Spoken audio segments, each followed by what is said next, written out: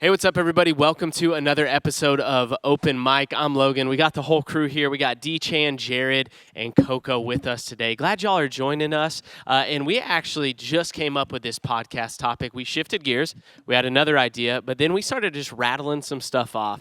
We had the juices flowing, and we're going to talk about 5 things. We nicknamed this the Core 5, that if you do these 5 things, your life's going to be better because of it. I'm hosting. Jared typically hosts. How do you feel, Jared? Not in the host seat. I feel like I got booted out of first string, but it's fine. If my performance hasn't been good enough, I get it. The Chris Harrison of High Street. We still appreciate you. So, Thanks. or the Ryan Seacrest. Who's the host of The Bachelor? Chris Harrison Was was Chris Chris Harrison. Harrison. Chris Harrison. Yeah. Okay. Yeah. Well, we are going to be talking about gratitude. Got to pull it up again. So what happens when you do it on the fly? We're going to be talking about gratitude, serving, generosity, encouraging others, and friendship. So D-Chan, hit us with gratitude. Why does gratitude matter? Yeah, I think gratitude matters because we live in a world where it's so fast-paced. And so with that being said, we can just take things for granted. We just treat everything as just life. It's normal. It starts being complacent. And the reason I got to thinking gratitude would be so important for young adults was when I went back to Branson yesterday night to spend the night. Into the free home of the brave, Branson, come on. Missouri. I love my shows down there, my Grand Country Buffet, my Vintage Paris shout-out. Still looking for my my sponsorship. But Branson, for those who don't know, is where me and my wife, Carolyn, spent 6 months after we got married. And so when I went back, I just got to just really reflect over the memories we got to share. A lot of foundational truths and building blocks that were set by God as we just spent 6 months there learning what it looked like. And I was just thinking, man, I didn't really appreciate much of that until I just came back. And so that you can take that picture and broaden it up to our own lives. It's like, what is God doing and what has he been doing in our lives that maybe you might have not taken for granted? And I think it's just so important in this season as we're finishing out the year, if we can look back as a whole, as a team, to see what God's been working. So, Jared, anything to add to gratitude? Oh, Coco, you had some. I do have something. I think gratitude is so important for us as believers because, God gave it all to us. He sent his son to die on the cross for us. And I love 1 Thessalonians 5:18, and it says, give thanks in all circumstances, for this is the will of God in Christ Jesus. And oftentimes we can be like, what is the will of God? Like, that's this mysterious thing. I love that right there. It's plain, and it's like, okay, hey, this is the will of God to give thanks in all circumstances. And when we are thankful, when we are giving thanks to God and showing that gratitude to God and to other people, like I think that does something to us. It changes like our heart posture. Instead of saying like, man, we deserve this, I want this, it's like, look what God has done. And we get to glorify God when we are grateful and showing gratitude. Gratitude for me can be like a massive attitude corrector. Like when I'm just like looking at the problem and like, man, I'm the only person that sees this, or I'm the only person that feels the weight, responsibility in this problem. And then I'm like, okay, when I see a problem, I get tunnel vision. I get like self-focused. Everybody else is like, well, you don't get it. I'll shut you out. But gratitude is like, no, God's taking care of me. That person is not the enemy. It's like it has to get off of myself and onto like, what has God provided? What has God done? How have people helped me? How has God's people helped me? And it just corrects my attitude from a me focus to thankfulness and what God's done. And I think, I can get cranky sometimes. I'm just going to be honest. And if I'm cranky, I probably do not have an attitude of gratitude. And so it gives us a reset. Yeah, something that in my house, I had 2 other roommates. One of my sisters got married, so I have one roommate right now. But what we started at the beginning of last year was we had this jar and we had note cards. And we're like, we want to be intentional about thanking God when he does big things and when he does small things. So over the last year, we have this jar like in our living room. And if something good happens, we're constantly like, hey, did you put that in the jar? Because what we're going to do at the end of this year, which I'm really looking forward to, is go through those note cards. And we're going to like just praise God for what he's done. And it's been so helpful because there's been times it makes me be thankful, even when I'm like, I don't want to write anything in the jar. And my roommate would be like, did you put that in there? I'm going to put that in there. And that has been a really like helpful thing. I'm like, I want to do this like from now on. And it really does shape, I think, the way we view our life. And I see that jar full and I'm like, oh my word, this is all that God has done, plus even so much more than that. Let's shift gears. Serving. why does serving matter so much for young adults? We talk about serving in the church all the time. We talk about serving the people around you. Jared, why is service, and why you've said something we say all the time here. You're the first person I ever heard say this, that the joy of Christian life is found in serving God and serving others. Unpack that. I think we have the tendency to be bowls, to be collectors, and we need to be funnels. We need to have what's poured into us poured through. And if we're not growing, we're stagnant. What collects in us is not always good.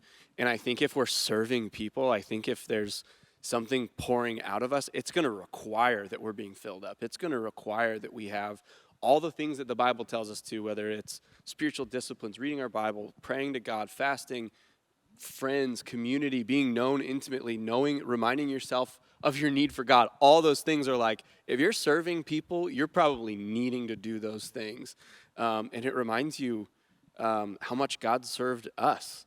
To me, it's like whenever I see someone stop doing any kind of serving because life gets crazy, it's like the biggest red flag that if I could pull them in and say, please don't. Find a way to still serve, because it's like sometimes you just see it as something on your calendar and you're like, well, I go to the gym, I work, I go to small group, I see friends, I do all these things, and it's like, well, serving's just like an extra thing.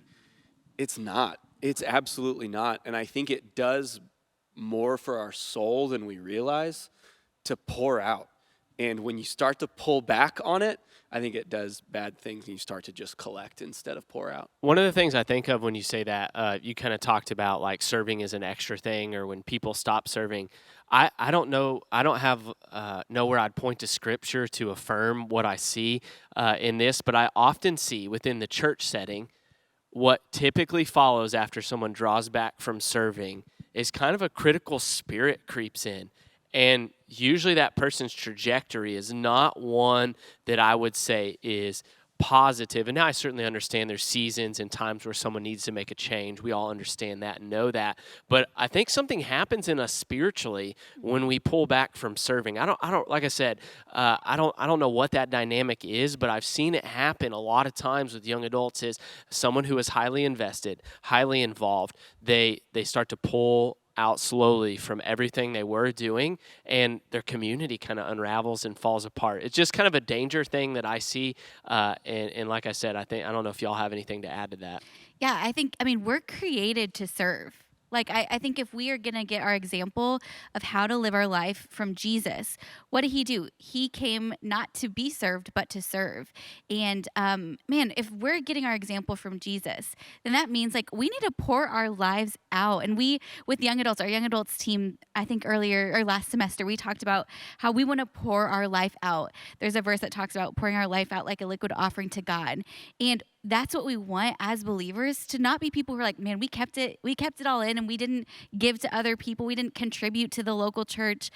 We want to be people who are like, man, we gave it all and it's so worth it because, man, Jesus died for the church. So I want to invest my life in a place where like we can take it to the bank. Like, the Bible says the gates of hell will not prevail against the church. So therefore, I want to invest my life in the church. I want to serve, and I don't want to be at the end of my life being like, man, I could have done more. I want to add one thing I just heard on the radio this morning. I listened to the Dan Patrick Show. Love anybody Dan Patrick Show? You guys? Anyone? I love it.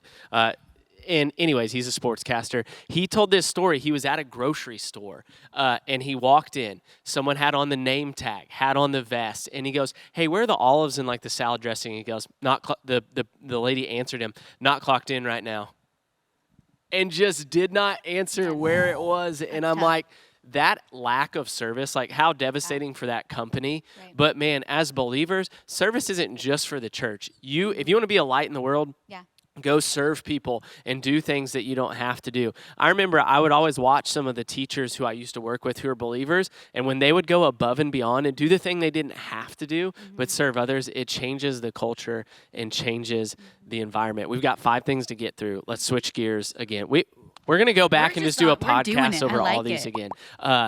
D-Chain and Jared, I want you to think, have a time where someone's generosity just totally just flipped everything upside down in your life, where generosity came through and it was just something that was so impactful for you.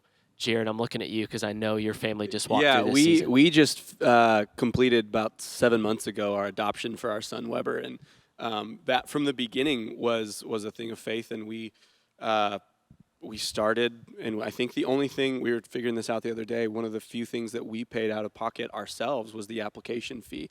Everything else was like a donation or something that someone gave, and it happened all so slowly. And the first half of it happened over the course of about a year. And then we went ahead and matched with them, and our adoption agency said, just match or not, say yes or no, and then we'll figure out the rest of the payment. So another matching meaning time. like that Match with the you're child. you're so gonna we still owed, just to put it out there, we still owed like $17,000 to our adoption agency and legal fees. So they said just figure it out. Just say yes or no to matching with the baby, and then we'll figure out the funds. So we matched with them. We got to the hospital, met him. It was incredible. We got a phone call the next morning, and they said, hey, it's going to be $5,500 4 days from now. Like, as a provider, felt like a failure. I wanted to have all of that money in the bank ready to go, and it was going to be once a month for the next 3 months was going to be $5,500 due. And we just put on like Facebook, and we called our parents and just said, this is the situation. And within 3 hours, we had the full amount that we needed for all of our expenses figured out. But I remember one of them, we had a family member who my mom called me and said, hey, this person's coming over. And she said she's been putting a little money away every week when they go to the bank. She said she thinks it's about $2,000, and we're gonna get it together. We're gonna count it. And my mom called me, and she goes, she wasn't keeping track. It's $6,000. Wow. And she was like, she's gonna give it all to you. Wow. And we were just, I remember, it's so humbling. I remember holding Weber on the hospital bed, just in tears, because this was not an amount that I could have just done on my own. But someone's generosity was so humbling, because I owed money, but someone's generosity put me in the positive, and it gave me the ability to do what God had called us to do. And people didn't do that out of obligation. Like we had little gifts and big gifts. There were people that gave $10 and people that gave thousands of dollars.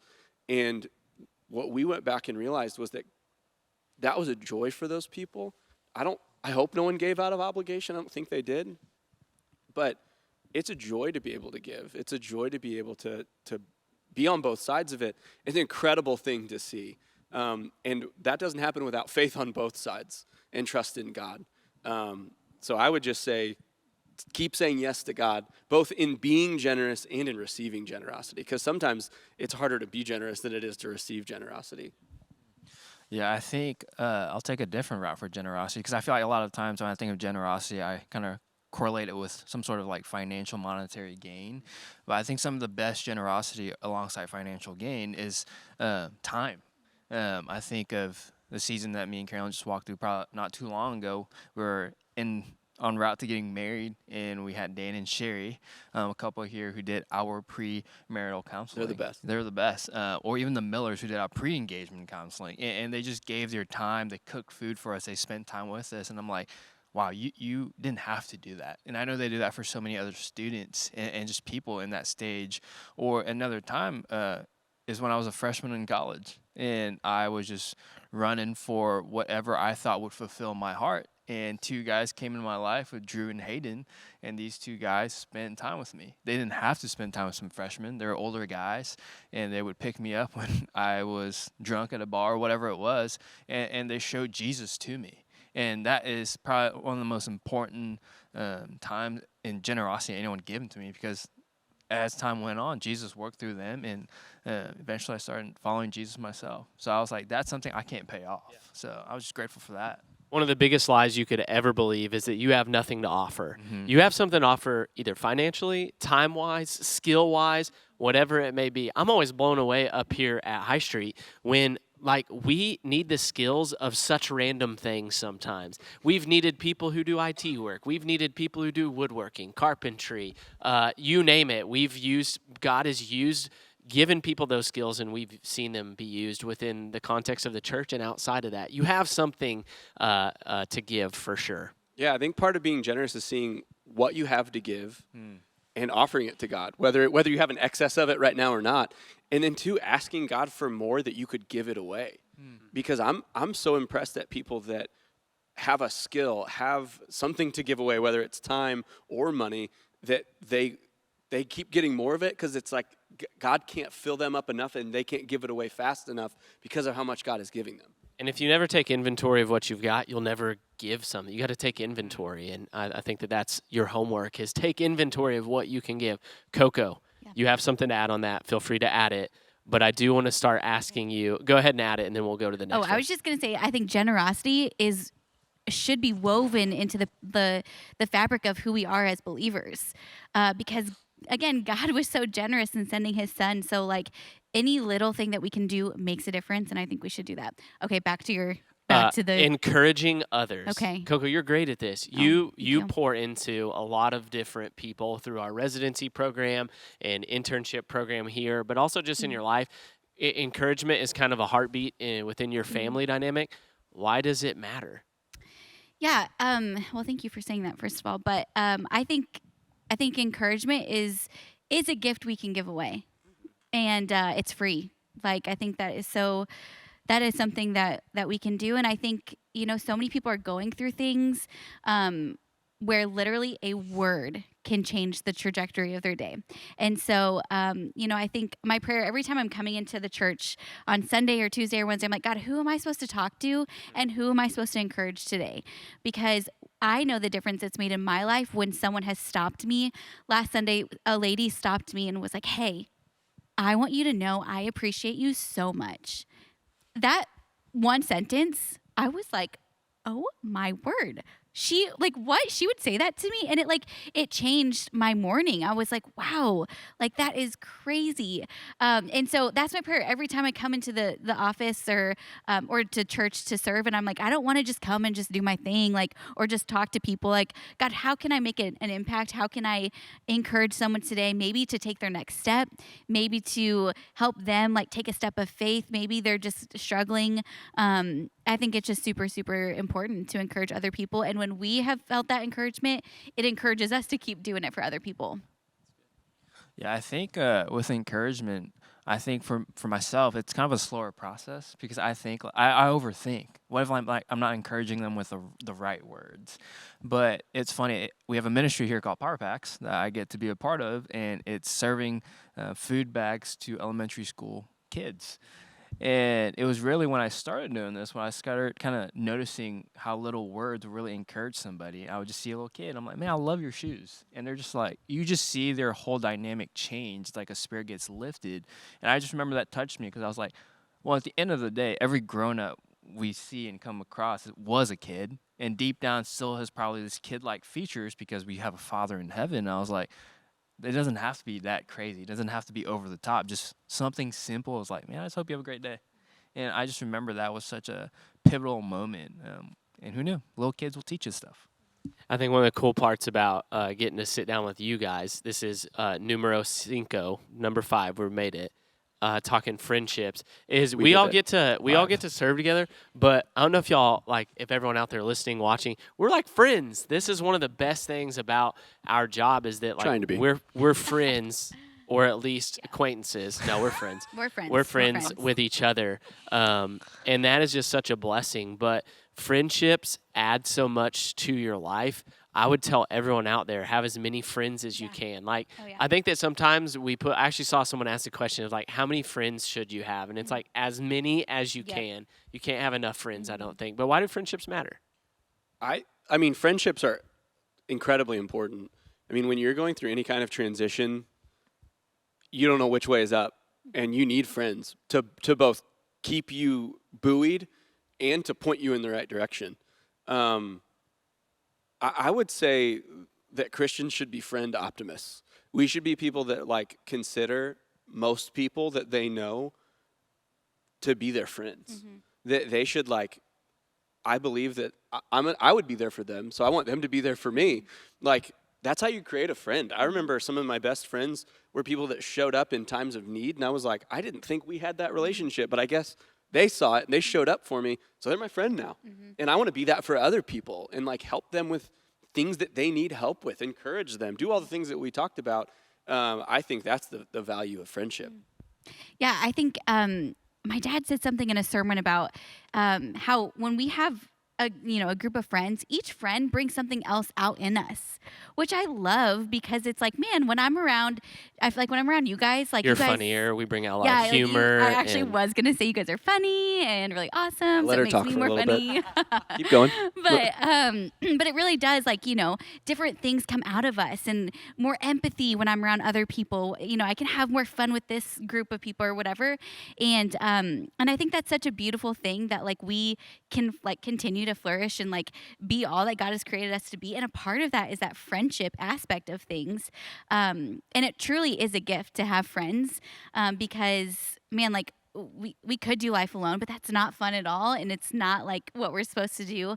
God created us for community. And so to have people that you can have fun with, the people you can, be serious with, all the things matter. So yeah. I remember one time Jared told a story about how someone said who was quite a bit older than you, not too much older than you, and they go, "Man, if we were like the same age, we'd be friends." And you were just like 4 years older than me. Yeah. That was the key. But like, Yeah, that is a myth that you can only Yeah. have friends that are your That's true. age. You need friends who are older than you, and you need friends who are younger than you. I actually, before we were recording this, just saw a man in our church who is significantly older than I am. He's been a deacon, a long time member here. I look at him, I'm like, he's my friend though. And I think we need that mindset. Well, I think it's easy in our culture to devalue, like, they're not my friend, they don't know me, we don't spend this amount of time together. But I think being in Christian faith and being in a church, the body of believers, we should be like, even though I don't get to spend time with them, when you read through 1 Corinthians 13 about love, you're like, I'm going to cover them, I'm going to love them, I'm going to protect them, I'm going to see the best future for them, like choose to believe the best about them. That's friendship. Even if you don't spend time together, that's being a friend optimist where you're like, even though we don't spend time together, I choose. Don't write people off. Don't be like, no, we're not friends anymore. Man, I think that's such a like mental block that we have to like accepting people as friends that just hurts us. It doesn't do us any good. Absolutely. And I think popular within songs and stuff right now is like no new friends and keep your circle small. I think there's a desire in that of like having boundaries with people and whatnot, and I think that that's somewhat appropriate, obviously, to have boundaries, but that's kind of like a negative mindset. We want new friends. We want a big circle. You're going to be better because of it. Yeah, I think God even gives us unnatural favor with people. Because I look at like, there's the song Old Friends by Ben Rector that's so good because it talks about such specific things like nobody knows me like they knew me like on my parents' back porch. Like that's such a specific memory that you think about like it's only my high school friends. We were the ones who knew each other the most. But I think having the common faith gives you like, we're good. Yeah. We're good. We have both shared the most common need of Christ and we need it. And we're in it together. And I think that gives you a bond that you can't get somewhere else. Even if you spent years together, you share Christ. You share that you have need, and it gives you an uncanny favor with people. And I mean, if Jesus is a friend to us, we should be a friend to others. And so I do love that Ben Rector song. And I peaked in high school, so it's been all downhill from there. I don't know that we love you anyway. Yeah, I don't know that it was much of a peak, but it sure felt like it. So, but y'all, that was the core 5. We did it. 5 topics, and I don't know how long that went, but thanks for watching another episode of Open Mic. Stay on the lookout for some new episodes. Be sure to subscribe on YouTube and follow along on Spotify, Apple Podcasts. We'll see y'all next time.